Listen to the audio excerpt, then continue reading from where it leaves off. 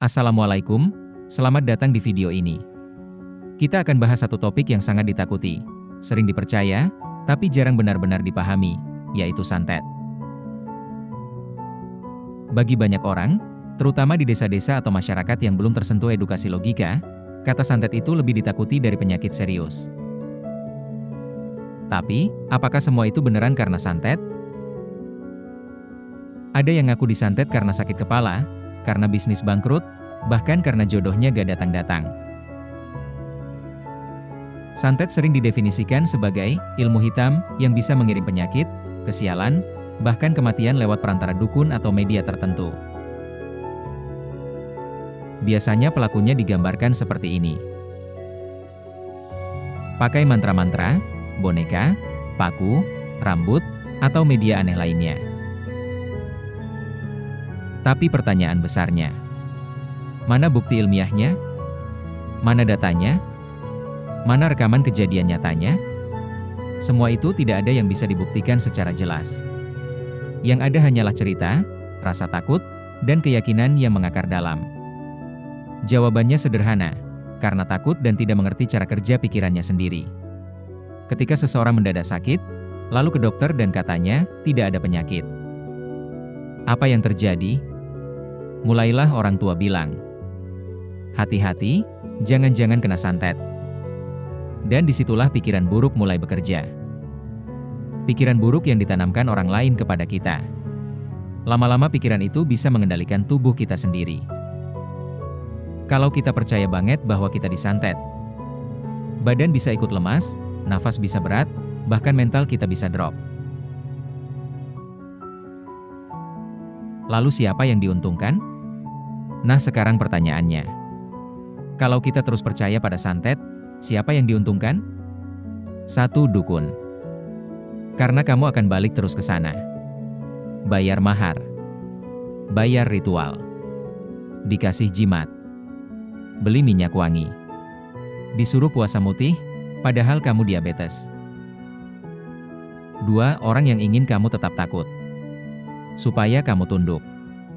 Supaya kamu bisa dimanipulasi. 3. Rasa takutmu sendiri.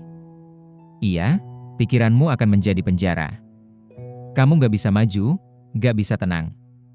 Karena kamu sendiri menanamkan ketakutan itu. Lalu seharusnya bagaimana? Kunci utama adalah pikiranmu sendiri. Dengar baik-baik. Untuk kebal terhadap santet, tidak perlu jadi ustadz, dukun, atau orang yang katanya sakti. Cukup lawan dengan pikiranmu sendiri. Karena dari pikiranmu itulah santet itu timbul. Kalau pikiranmu kuat, kalau kamu yakin gak bisa disentuh sama yang beginian, maka pikiran buruk yang ditanamkan dukun atau orang yang katanya sakti itu tidak akan bekerja. Karena yang mengendalikan tubuhmu adalah kamu sendiri, bukan dukun. Dan ingat ini yang paling penting. Untuk kebal terhadap santet itu, tidak perlu jadi orang nakal, atau jadi orang gak benar, atau jadi orang jahat. Tetaplah jadi orang baik. Perbaiki pikiran dan pola pikirmu. Kalau kamu yakin pikiranmu sehat dan kuat, maka santet tidak akan bisa masuk. Karena santet itu bukan sepenuhnya datang dari luar, tapi lebih banyak datang dari dalam kepalamu sendiri. Santet itu hanyalah sampah mistis yang tidak berguna. Jadi, apa solusinya? 1. Perkuat logikamu. Belajar berpikir. Jangan telan mentah-mentah cerita orang. 2. Jaga kesehatan fisik dan mentalmu. Banyak penyakit datang bukan dari santet, tapi dari kebiasaan buruk sendiri. 3. Dekatkan diri ke Tuhan dengan cara yang benar, bukan lewat rasa takut. 4. Jangan percaya sama orang yang jual ketakutan. Baik itu dukun, tokoh agama gadungan, atau teman yang bawa cerita mistis tiap minggu. Dan yang paling penting, orang baik tidak cepat mati, apalagi hanya karena santet. Orang baik itu hidupnya tenang, tapi kalau kalian bodoh dan penakut seumur hidup karena percaya santet, itu yang bikin kalian mati pelan-pelan dalam pikiran kalian sendiri. Terakhir, santet menurut Islam. Dan kalau kalian seorang muslim, kalian harus tahu, Islam itu tidak pernah menyuruh kita takut pada santet. Islam tidak menolak keberadaan sihir, tapi juga tidak pernah membesar-besarkannya. Nabi Muhammad sendiri pernah disihir, dan beliau tidak pernah menyarankan takut kepada sihir.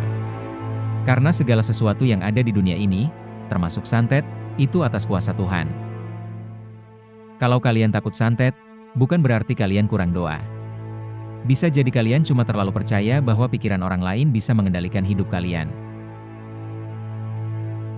Semoga setelah nonton ini, kalian gak gampang takut sama santet, sama tempat atau orang yang katanya keramat, angker dan lain-lain. Dan gak gampang termakan omongan tetangga, dan mulai belajar jadi manusia yang pakai akal sehat. Like kalau kamu pernah kena cerita santet. Share kalau kamu punya saudara yang ketakutan karena dukun. Dan subscribe biar makin banyak orang waras di negara ini.